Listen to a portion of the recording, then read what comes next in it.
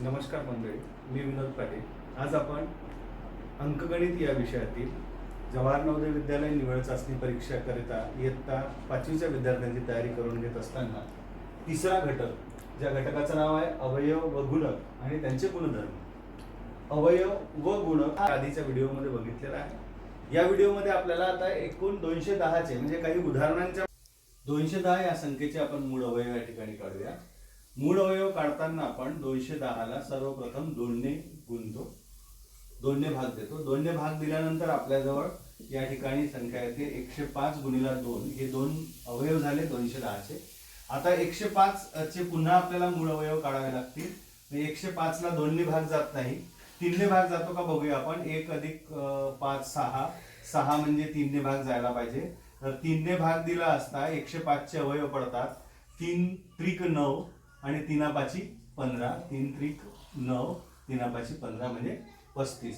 105 चे हे दोन अवयव झाले, मूळ अवयव 3 गुणिले 35। आता आपण पुढे 35 चे अवयव पडतात पुन्हा, त्यामुळे 35 ला आपण 3 आणि 5 7, 3 ने भाग जात नाही, 5 ने भाग देऊया। 5 ने भाग दिला असता 5 गुणिले 7 हे 35 चे अवयव होतात। एकूण आपल्याकडे आलेले आहे 210 चे एकूण मूळ अवयव आलेले आहे 4। ते म्हणजे कोणकोणते? 2 गुणिले 3 गुणिले 5 गुणिले 7। अशा पद्धतीने 210 चे आपल्याला मूळ अवयव काढायचे। पुढील प्रश्नामध्ये आपण बघणार की दोन संख्यांचा गुणाकार 8192 आहे। दोन संख्यांचा गुणाकार 8192। जर एक संख्या ही दुसरीच्या दुप्पट आहे, म्हणजे एक जी संख्या आपण काढणार आहोत तिच्या ती दुप्पट संख्या असणार आहे, कोणतं? तर लहान संख्या कोणती? म्हणजे नक्कीच लहान संख्या आपण जे काढू तिच्या दुप्पट संख्या, म्हणजे जी कोणती आपण लहान संख्या काढणार आहोत त्या संख्येच्या दुप्पट संख्येचा गुणाकार, लहान संख्येचा आणि आलेल्या त्याच्या दुप्पटीच्या संख्येचा गुणाकार हा किती आला पाहिजे? 8192 आला पाहिजे। हे आपण या ठिकाणी समजून घेतलं पाहिजे। जरी आपल्याला लहान संख्या कशी काढायची हे शिकायचं आहे, तरी आपण दोनही बाबी या ठिकाणी समजून घेऊया। मग सर्वप्रथम आपण काय करतो? 8192 हा दोन संख्यांचा गुणाकार आहे, म्हणून त्याला 2 ने आपण भागलं। त्या संख्येला 2 ने भागलं असता आपल्याला जो आहे त्याचा भागाकार आला 4096। याचाच अर्थ असा की 4096 अधिक 4096 म्हणजे 8192 होईल। आता 4096 चे जर आपण अर्धे केले, म्हणजे 4096 चा जर आपण वर्गमूळ काढला तर आपल्याला या संख्येचे अर्धे मिळणार। अर्धे मिळणे म्हणजे काय झालं की मिळणारी जी संख्या आहे ती लहान ठरेल आणि त्याच्या दुप्पट जी संख्या आहे, म्हणजे त्या संख्येला आपण दुप्पट केले असता मिळणारी लहान संख्या आणि दुप्पट संख्या या दोन्हीचा गुणाकार काय यायला पाहिजे? 8192 यायला पाहिजे। आता अशा प्रकारच्या प्रश्न प्रकारामध्ये काय करायचं बघा, हे 4096 आलेले आहे आपल्याला, याचा आपल्याला वर्गमूळ काढायचं। वर्गमूळ काढताना ही पद्धत मी आधी समजून सांगितली आहे, इथे पुन्हा समजून घेऊया आपण। 4096 ला आपण याचे वर्गमूळ काढू, अवयव काढू, मूळ अवयव। मूळ अवयव काढल्यानंतर काय करायचं ते समजून घेऊया। याला 2 ने भाग जातो, 2 ने भाग दिला असता 2048 या ठिकाणी आले। पुन्हा 2 ने भाग जातो कारण समसंख्या आहे, 2 ने भाग दिला असता पुन्हा 1024 ही संख्या आली। 1024 सुद्धा समसंख्या आहे, त्याला पुन्हा आपल्याला 2 ने भाग द्यावा लागेल। त्याला 2 ने भाग दिला असता 512 मिळाले। 512 सुद्धा ही समसंख्या आहे, म्हणून पुन्हा 2 ने भाग द्यावा लागेल। 2 ने भाग दिला असता 256 या ठिकाणी आपल्याला मिळतात। 256 ला पुन्हा 2 ने भाग दिला असता 128 येतात। 128 आपली ही पुन्हा समसंख्या आहे, म्हणजे त्याला 2 ने भाग जाईल, म्हणून 2 ने भाग दिला असता 64 मिळाले। 64 सुद्धा ही समसंख्या आहे, पुन्हा आपण त्याला 2 ने भाग दिला। 2 ने भाग दिला असता 32, 2 गुणिले 32 म्हणजे 64 चे अवयव झाले। आता आपल्याला 32 चे अवयव पाळायचे, 32 पुन्हा समसंख्या आहे, त्यामुळे 2 नेच भाग देतोय आपण अद्याप। 2 ने भाग दिला असता इथे 16 आले। 16 ला पुन्हा समसंख्या असल्यामुळे 2 नेच भाग जाईल, 8 आले। 8 ला 2 ने भाग जातो, 4 आले। 4 ला पुन्हा 2 ने भाग जातो, 2 राहिले। 2 ला 2 ने भाग जातो, असं करत करत आपण 1 येईपर्यंत अवयव पाहिले। आता हे सगळे झाले त्याचे मूळ अवयव। या मूळ अवयवांची एक जोडी, सारखे जे अवयव असतात त्याची एक जोडी तयार करायची आपल्याला। अशा आपण जोड्या तयार केल्या आणि जेव्हा आपण ह्या सगळ्या जोड्या तयार केल्या तेव्हा त्याचे ते सगळे मूळ अवयव या ठिकाणी लिहून घेतले। त्या मूळ अवयवांचा गुणाकार केला तर आपल्याला मिळाले 64। आता ही 64 म्हणजेच काय? 64 हा स्क्वेअर रूट आहे, ज्याला आपण काय म्हणतो?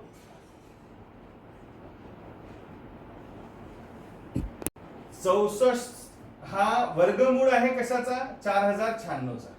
4096चा हा वर्गमूळ आहे. 64चा हा वर्ग आहे.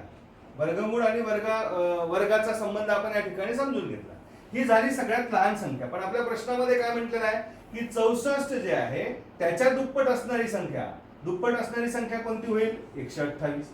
आणि याचा जर आपण गुणाकार केला तर तो किती येतोय? 8192. म्हणून लहान संख्या किती झाली? 64. हे आपण आधीच काढलं. पण आपल्याला लहान संख्या काढली, पण मोठी संख्या जर विचारली असती तर मग आपल्याला काय करावं लागलं असतं? अशा पद्धतीने ते काढावं लागलं असतं. या दोन संख्याचा गुणाकार 8192 येतो. पर्यायचं उत्तर आहे लहान संख्या 64 असं होणार. पुढील प्रश्न क्रमांक 3. 36 चे अवयव आहेत. प्रश्न समजून घेणं फार गरजेचं आहे. 36 चे अवयव आहेत. खालीलपैकी कोणते 36 चे अवयव आहेत हे आपल्याला शोधून काढायचं. जेव्हा आपण पर्याय क्रमांक ए, बी, सी आणि डी बघतो त्यामध्ये आपल्या असं लक्षात येते की इथे कुठलाही मूळ अवयव आपल्याला दिसत नाही. म्हणून मग प्रश्नाचं आपण या ठिकाणी बघितलं पाहिजे की फक्त इथे अवयव विचारलेले आहे, मूळ अवयव नाही. आपण जास्तीत जास्त भर देतो मूळ अवयवावर आणि मग मूळ अवयवावर भर दिल्यामुळे आपलं कधी कधी सुटून जातं की अवयव कसे काढतात. अवयव पहिल्यांदा काढणं शिकताना आपण काय करतो? 1 पासून सुरुवात करायला पाहिजे. कोणत्या कोणत्या संख्येने त्या संख्येला भाग जातो त्या सगळ्या संख्यांना त्याचे अवयव असं म्हणतात. मूळ अवयव म्हणजे फक्त मूळ संख्यांचा आपण त्या ठिकाणी विचार करतो. म्हणजे मूळ कोणकोणत्या मूळ संख्यांनी त्याला भाग जातो त्या सगळ्या संख्या म्हणजे मूळ अवयव. मात्र इथे आपल्याला अवयव विचारलेला आहे. अवयव विचारल्यामुळे ते कोणत्या संख्येचे? 36 चे. बघा हे उदाहरण दाखल आहे. आपण एकच उदाहरण या ठिकाणी घेतो, पण त्या उदाहरणाच्या अनुषंगाने आपल्याला मग कुठल्याही संख्येचे अवयव किंवा मूळ अवयव पाडता आले पाहिजे. इथे आपण अवयव पाडणं शिकूया.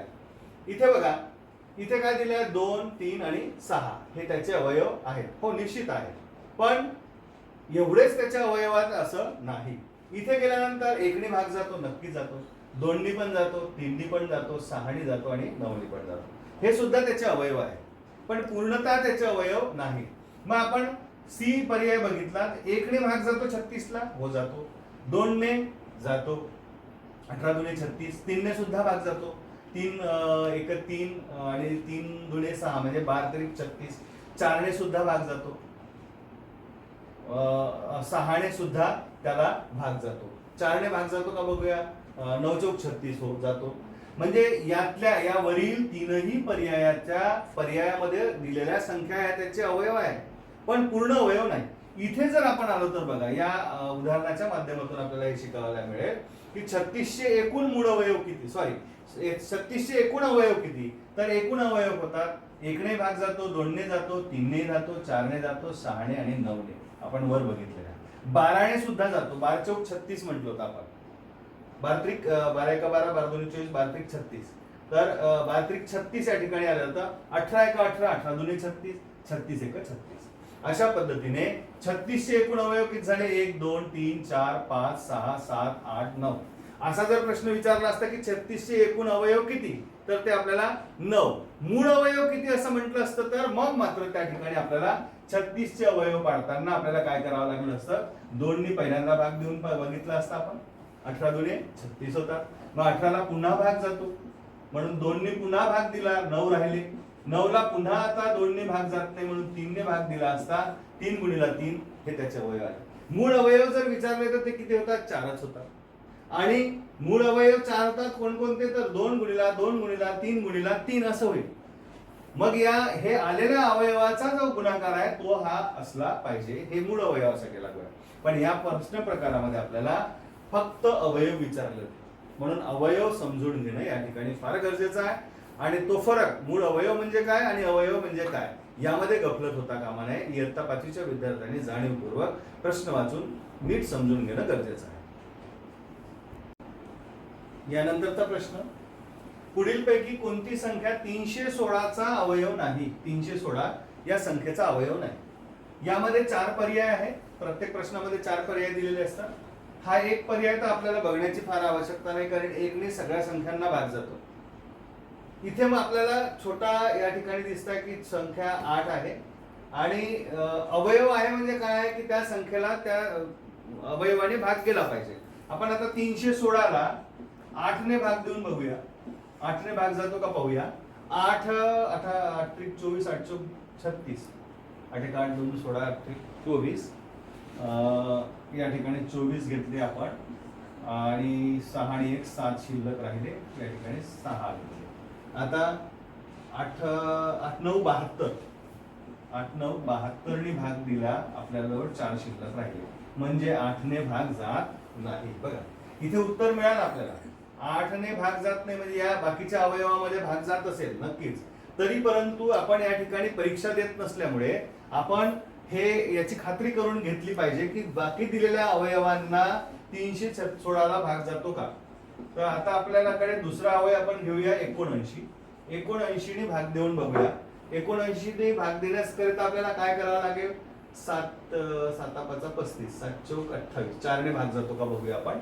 79 गुणिला 4, 4 9 36 चे 6 चले 3, 4 7 7 चौक 28 आणि 3 31. बघा 316 म्हणजे 4 ने भाग गेला, 316 ला या ठिकाणी 0 0 आहे. म्हणजे ही संख्या सुद्धा काय आहे, भाज्य आहे. म्हणजे हाही अवयव आहे, हा सुद्धा अवयव आहे. पर्यायापैकी 158 सुद्धा अवयव असला पाहिजे. 158 अवयव आहे का बघूया आपण, त्याने भाग जातो का. 158 कडे बघितले असता तुमच्या असं लक्षात येईल बघा 15 म्हणजे 150 जवळपास आणि हे 300 च्या जवळपास आहे. 15 दुणे म्हणजे 150 दुणे 300 झाले आणि 8 दुणे 16, तर त्यामुळे 2 ने भाग जायला पाहिजे. 316 ला भाग दिला असता 0 आले, म्हणजे 158 सुद्धा 316 चा अवयव आहे. 79 सुद्धा 316 चा अवयव आहे. 1 सुद्धा 316 चा अवयव, मात्र यापैकी 8 हा 316 चा अवयव नाही. बघा 316 चे अवयव आपल्याला काढायचे असल्यास आपण सुरुवात कसे करणार. अवयव, मूळ अवयव म्हणत नाही आपण या ठिकाणी.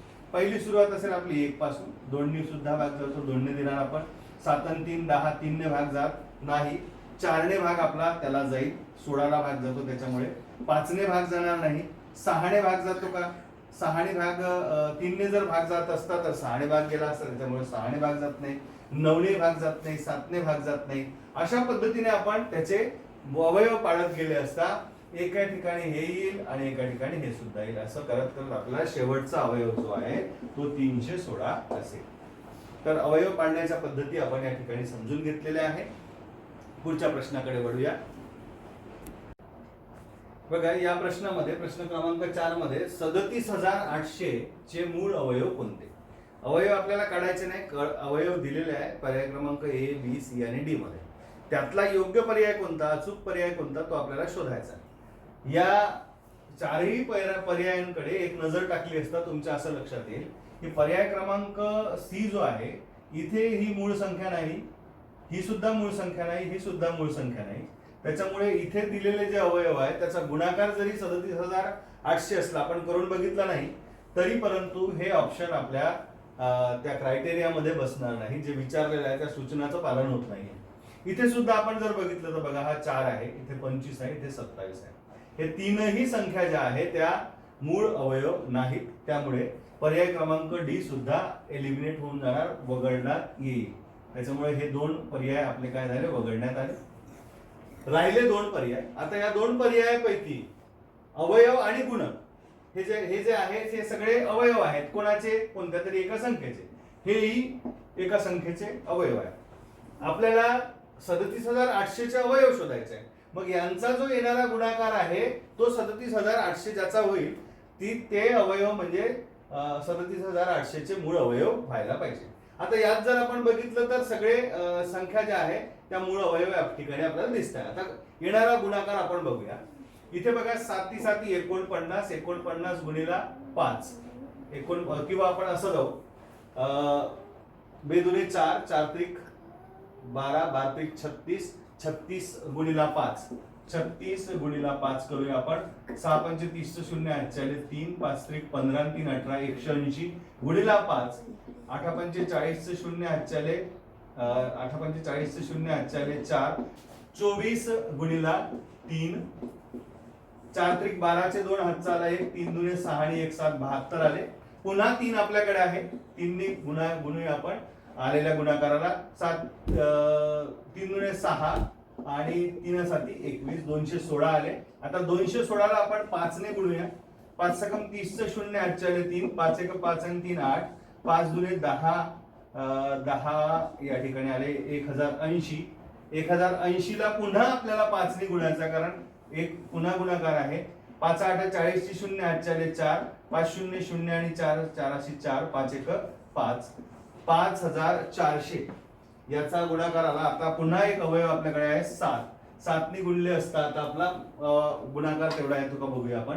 7 चौक 28 8 8 आले 2, 7 5 35 आणि 2 37 आले बघा. हे दोन शून्य जसे तसे ठेवून दिले आपण. तर 37800 या सर्व अवयवांचा गुणाकार होतो, म्हणून योग्य पर्याय होईल पर्याय क्रमांक ब. या प्रकारच्या प्रश्नामध्ये आपल्याला मूळ अवयव आहेत की नाही हे शोधून घ्यायचे पहिल्यांदा, आणि मग ज्या ठिकाणी मूळ अवयव आहेत त्याचा गुणाकार करून बघायचा. तो जर गुणाकार बरोबर आला तर आपल्याला योग्य पर्याय निवडण्यामध्ये मदत होईल. स्वाध्याय क्रमांक 3.1 यामधला आपण पहिला प्रश्न बघूया. प्रश्न प्रकार काय आहे. 6 आणि 8 एक अंकित संख्या दिलेल्या आहेत आपल्याला. 6 आणि 8 संख्यांच्या वर्गांच्या बेरजेचे वर्गमूळ, म्हणजे 6 आणि 8 चा वर्ग काढूया आपण, त्याची बेरीज करू आणि त्याची बेरीज केल्यानंतर त्याचे वर्गमूळ आपल्याला काढायचे आहे. ते पुढील पैकी कोणते असे या ठिकाणी म्हटलं आहे. पायथागोरसच्या थेरम नुसार आपल्याला ते काढता येऊ शकते, पण आपण इथे ते वापरणार नाही. इयत्ता 5वीच्या विद्यार्थ्यांना अवयव आणि गुणक या पाठाच्या अनुषंगाने आपण कशा पद्धतीने या प्रश्नाला सोडवलं पाहिजे ते बघूया आपण. तर 6 चा वर्ग किती होतो, तर 6 चा वर्ग म्हणजे 6 गुणिला 6 बरोबर 36. 8 चा वर्ग बरोबर 8 गुणिला 8 म्हणजे 8 8 64. किती आले, तर या दोघांची बेरीज आली 100. आता हा जो 100 आहे, 100 कशाचा वर्गमूळ आहे. 100 चा वर्गमूळ काय हे आपल्याला माहित आहे, कारण 10 चा वर्ग 10 गुणिला 10, 10 चा वर्ग बरोबर किती होतो 100 हे आपल्याला माहित आहे. त्यामुळे आपण 10 त्याचा वर्गमूळ आहे असं म्हणू, हे आपल्याला या ठिकाणी उत्तर मिळालं. पण वर्गमूळ नेमका काढायचा कसा, तर अतिशय सोपी पद्धत आहे. हा जी कोणती संख्या असेल ती घ्या आणि त्याला त्याचे मूळ अवयव पाडा. आपण इथे याचे मूळ अवयव पाडू. 100 ला 2 ने भाग दिला असता 50 येतात. पुन्हा 50 ला 2 ने भाग जातो 25 आले. 25 ला आता 2 ने भाग जात नाही, 3 ने भाग जात नाही. 5 ने भाग दिला, 5 ने भाग दिला असता 5 आले. 5 ला पुन्हा 5 नेच भाग जातो. अशा पद्धतीने आता याचे अवयव पडले. किती अवयव राहिले आपल्याकडे, हा याची एक जोडी बनली, याची एक जोडी बनली. अवयव कोणकोणते आले, तर आपल्या जवळ आले 100 चे अवयव आले 2 गुणिला 5. 100 चे नाही, 10 च्या वर्गाचे अवयव आले 2 गुणिला 5. मग 2 गुणिला 5 म्हणजे किती होतात 10. म्हणून या ठिकाणी 10 हा त्याचा काय असेल वर्गमूळ असेल. अशा पद्धतीने आपण कोणत्याही संख्येचा वर्गमूळ काढू शकतो. पुढील प्रश्न अगदी मजेदार आहे. आपण या ठिकाणी बघू शकतो का 12 आणि 15 याचे साधारण अवयव आहेत. हा प्रश्न विचार की आपल्याला 12 आणि 15 चे साधारण अवयव लक्षात घ्यायचे, काढायचे.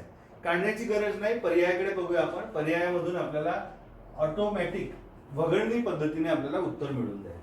इथे जर आपण बघितलं तर पहा, एक सर्वच संख्यांना भाग जातो म्हणजे 12 आणि 15 ला जाईलच.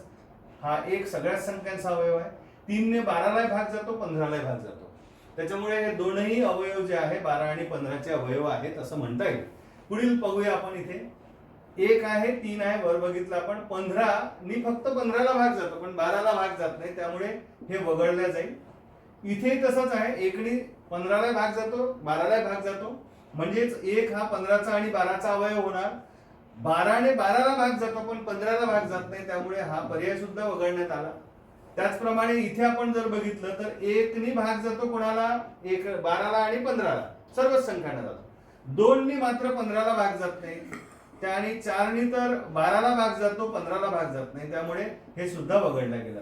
मग साधारण अवयव कोणते झाले, तर 12 आणि 15 चे साधारण अवयव झाले 1 आणि 3 दिलेल्या पर्यायांपैकी. अशा पद्धतीने आपण या प्रकारच्या प्रश्नांचं उत्तर शोधू शकतो.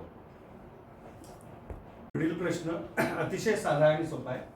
पुढील संख्येचे वर्गमूळ 13 आहे. एक संख्या आहे त्याचा वर्गमूळ 13 आहे, म्हणजेच त्या संख्येचा वर्ग आपण काढू शकतो. वर्गमूळाच्या दुप्पट म्हणजे वर्गमूळाला जर वर्गमूळाने गुणले तर आपल्याला वर्ग मिळतो. त्याच्यामुळे तर त्या संख्येची दुप्पट किती होईल? त्या संख्येची दुप्पट किती होईल? कोणत्या संख्येची? वर्गमूळ 13 आहे. मग आपण त्यावरून आपण काय करायचा? वर्ग काढायचा. मग वर्ग काढताना काय करतो आपण? 13चा वर्ग म्हणजेच 13 गुणिला 13 बरोबर 169 होता. आता 169 आला, कशावरून आला? आपल्याला वर्गमूळ दिला होता, वर्गमूळावरून आपण वर्ग काढला.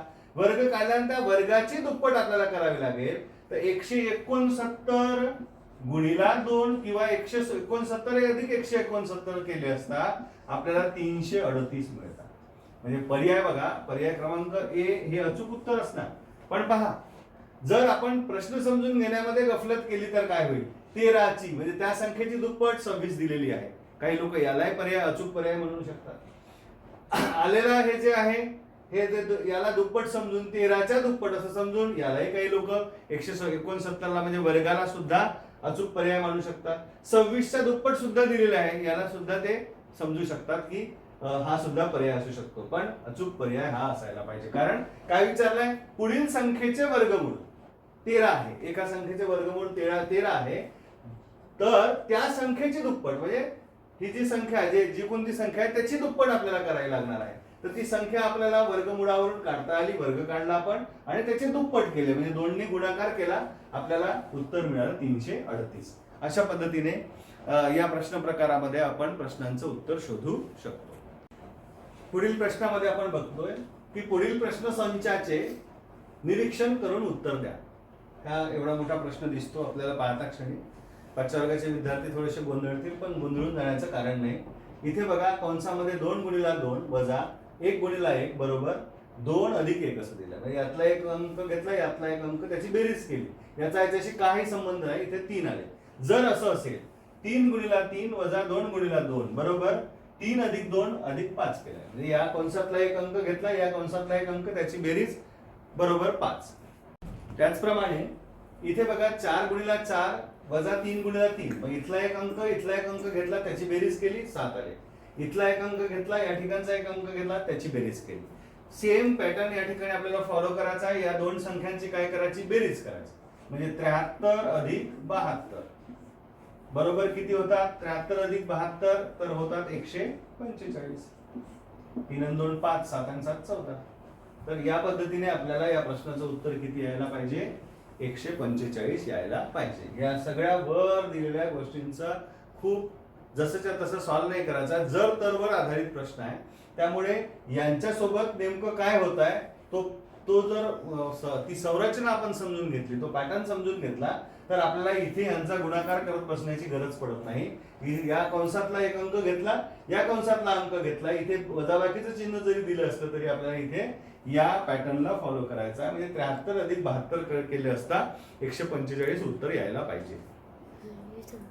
नंतरचा प्रश्न, 2,54,016 या संख्येला पुढीलपैकी मूळ अवयवांच्या कोणत्या गटाने पूर्ण भाग जात नाही? म्हणजे हे जे गट दिलेले आहे पर्याय क्रमांक ए, बी, सी आणि डी मध्ये, यापैकी कोणता असा गट आहे की ज्याच्याने त्या पूर्ण वरील दिलेल्या संख्येला भाग जात नाही, हे आपल्याला या प्रश्नामध्ये पडताळून पाहायचं. मग त्यासाठी आपल्याला काय करावं लागेल? दिलेल्या पर्यायाचा गुणाकार करा. हे अवयव कोणत्या संख्येचे आहे हे आपल्याला पहिल्यांदा काढून बघावं लागेल. तर पर्याय क्रमांक ए मध्ये दिलेले अवयव हे कोणाचे अवयव आहे? 2 दुणे 4, 4 त्रिक 12, 12 या संख्येचे अवयव. इथे 3 त्रिक 9, 9 दुणे 18, 18चे अवयव हे आहे. इथे 8चे अवयव आहेत आणि 3 दुणे 6, 6 पंचे 30, 30चे अवयव या ठिकाणी दिले गेलेले आहे. आता बघूया आपण की 12ने या संख्येला भाग जातो का, 18ने जातो का, 8ने जातो का, 30ने जातो का. यासाठी आपण ज्या कसोट्या शिकलेल्या आहेत, घटक क्रमांक 2 मध्ये आपण विभाज्यतेच्या कसोट्या शिकलेल्या आहेत, त्या कसोट्यांचा वापर जर तुम्ही केला तर कमी वेळेमध्ये तुम्हाला या प्रश्नाचं उत्तर सहज मिळू शकतं. या ठिकाणी आपण 8ची कसोटी वापरून पाहूया. पहिल्यांदा 8ची कसोटी काय सांगते की दिलेल्या संख्येमध्ये शेवटच्या 3 अंकामध्ये जर 8ने भाग जात असेल तर त्या पूर्ण संख्येला 8ने भाग जातो. इथे 16ला भाग जातो, यावरून 8ने भाग जाईल. म्हणजे हे वगळण्यात आलं. आता राहिले आपल्याकडे किती पर्याय? हे 3 पर्याय राहिले. मग या 3 पर्यायापैकी आता आपण 18ची कसोटी आपल्याला आठवत असेल. 18ची कसोटी आपल्याला काय सांगते की जर एखाद्या संख्येमध्ये म्हणजे दिलेल्या संख्येतील अंकांची बेरीज त्या बेरजेला 9ने भाग जात असेल आणि तो अंक जर का सम असेल तर मग त्या पूर्ण संख्येला 18ने भाग जायला पाहिजे. आपण ही कसोटी सोपी असल्यामुळे ती वापरून बघूया. 2 आणि 5 7, 7 आणि 4 11, 11 आणि 1 12, 12 आणि 6 18. 18ला 9ने भाग जातो म्हणजे 18ने भाग जातो, त्यामुळे हे सुद्धा या ठिकाणी एलिमिनेट केल्या जाईल. आता राहिलं 12 आणि 30. तर आपण पहिल्यांदा 12ची कसोटी आपण बघूया. 12च्या कसोटीमध्ये काय आहे की 4ने भाग जात असेल आणि 3ने भाग जात असेल तर मग त्या पूर्ण संख्येला 12ने भाग जायला पाहिजे. आपण बघूया इथे 4ने भाग जातो का? 4ने भाग जातो. कसा? तुम्ही म्हणाल पहा, इथे शेवटी 16 आहे. 16ला म्हणजे शेवटच्या 2 अंकाला 4ने भाग जातो म्हणजे पूर्ण संख्येला 4ने भाग जातो. आता 3ने भाग जातो का? तर आपण याची बेरीज केली होती, ती आली होती 18.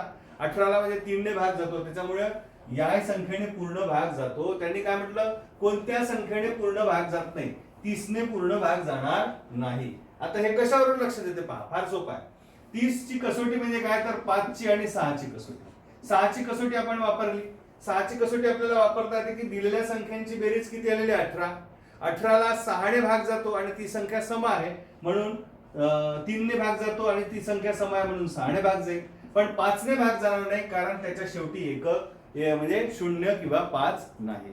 त्यामुळे 30ने या दिलेल्या संख्येला भाग जाणार नाही. अशा पद्धतीने आपण या प्रश्नाचं उत्तर सहज काढू शकतो.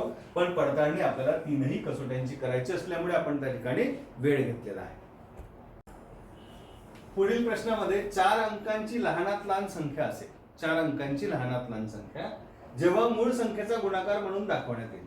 आपल्याला 4 अंकी लहानात लहान संख्या माहित आहे. आपण लहानात लहान संख्या म्हटल्यानंतर पहिल्यांदा 1 घेतो, त्यावर मग 3 शून्य देतो आणि ही 4 अंकी संख्या झाली. म्हणजे 1000 या संख्यांचा जेव्हा गुणाकार करू आपण, त्या अवयवांचा गुणाकार 1000 यायला पाहिजे, म्हणजे ती 4 अंकी लहानात लहान संख्या होईल. ही आपल्याला निश्चित माहिती आहे. परंतु या ठिकाणी आपण आता या अवयवांचा गुणाकार करण्याआधी आपण अवलोकन जर केले, याचं नीट निरीक्षण केलं तर आपल्याला असं लक्षात येईल की या पर्याय क्रमांक ए मध्ये हा 8 जो आहे तो मूळ अवयव नाही. त्यामुळे हा पर्याय फोडला गेला. याचा गुणाकार करण्याची गरज नाही, वेळ वाया घालवण्याची आवश्यकता नाही. इथे सुद्धा तसंच आहे पहा, बी पर्यायामध्ये हे जे तुम्हाला मूळ अवयव दिसत आहे त्यामध्ये हा 4 जो आहे ते मूळ अवयव आहे. त्यामुळे याचाही गुणाकार करून बघण्याची आवश्यकता इथे नाही. पर्याय क्रमांक ड मध्ये म्हणजे डी मध्ये पाहिलं तर इथे सुद्धा पहा हे 4 दिसतात तुम्हाला. त्यामुळे याचा सुद्धा आपल्याला गुणाकार करून बघण्याची आवश्यकता वाटत नाही. आता हे जे पर्याय आहे दिलेले इथे पहा, इथे 2 पुढे पाहिजे होते, 5 पलीकडे पाहिजे होते, पण हरकत नाही. सगळे जेवढे जे अवयव आहेत ते मूळ अवयव आहे. आता त्यांचा गुणाकार किती येतो? तो 4 अंकी येतो का हे आपण बघूया. 5 5 25, 25 5 125, 125 गुणिला 2 म्हणजे 250, 250 गुणिला 2 म्हणजे 500 आणि 500 गुणिला 2 म्हणजे 1000. तर या संख्यांचा, या अवयवांचा गुणाकार जो आहे तो 1000 होतो. म्हणजे 1000चे हे अवयव आहे असं आपल्याला या ठिकाणी म्हणता येईल. तर या प्रश्न प्रकारामध्ये आपल्याला दुसरं तिसरं काही करायचं नसून दिलेल्या अवयवांचा गुणाकार करायचा. पण ते करण्यापूर्वी मूळ अवयव कुठे कुठे नाही त्याला एलिमिनेट करणे ही आपली प्राथमिकता असली पाहिजे. या स्वाध्यायातील शेवटचा प्रश्न आपण या ठिकाणी बघणार आहोत. प्रश्नामध्ये विचारला गेलेला की 2100 चा मूळ गुणनखंड आहे. आता समजा मला गुणनखंड हा शब्द नवीन आहे, मला म्हणजे विद्यार्थ्यांना नवीन असेल, त्याने काही करायचं नाही. इथे आपल्याला गोंधळात पडण्याची आवश्यकता नाही. खाली बघितल्यानंतर तुमच्या लक्षात येईल अरे मूळ हा शब्द दिलेला आहे, गुणनखंड म्हणजे कदाचित अवयव याचा पर्यायी शब्द असला पाहिजे. आणि मग इथले मूळ आपल्याला अवयव शोधायचे आहे. आपण याच्या आधीच्या प्रश्नामध्येच बघितलं आहे की यांचा गुणाकार करून बघण्यापेक्षा आपण सगळ्यात पहिल्यांदा हे बघितलं पाहिजे की कुठल्या ऑप्शन मध्ये मूळ अवयव नाही. इथे आपण जर बघितलं तर इथे मूळ अवयव नाही, त्याच्यामुळे याचा गुणाकार करण्याची आवश्यकता त्या ठिकाणी नसणार आहे. ही सुद्धा मूळ संख्या या ठिकाणी नाही, त्यामुळे याचाही गुणाकार करण्याची गरज या ठिकाणी नाही. इथे बघितले असता इथे 4 आहे, याचाही गुणाकार करण्याची गरज नाही. आता याचाच अर्थ असा की ह्या जो पर्याय सी याचा गुणाकार 2100 येईल, निश्चित येईल. पण आता आपण सध्याच्या घडीला परीक्षा देत नाही, त्यामुळे आपण निवडलेला पर्याय बरोबर आहे किंवा नाही हे पडताळणी करून बघणं आपलं एक विद्यार्थी म्हणून कर्तव्य आहे. त्यामुळे या अवयवांचा गुणाकार आपण करून बघूया, तो निश्चित 2100 येतो का. 2 दूने 4, 4 त्रिक 12, 12 पंचे 60, 60 पंचे 6 पंचे 30 म्हणजे 30 म्हणजे 360 हे 300 झाले. आता 300 ला आपण 7 ने गुणूया. 7 त्रिक 21, 21 वर 2 शून्य ठेवले म्हणजे हा जो गुणाकार आला या फॅक्टर्सचा तो 2100 येतो. अशा पद्धतीने या घटकावर आधारित या प्रश्न प्रकारांप्रमाणेच प्रश्न प्रकार असेल, मूल्य बदललेले असतील, संख्या बदललेल्या असतील, विविध प्रश्न तुम्ही सुद्धा तयार करू शकता. प्रश्न समजले असतील, लक्षात आले असतील तर निश्चित लाईक करा.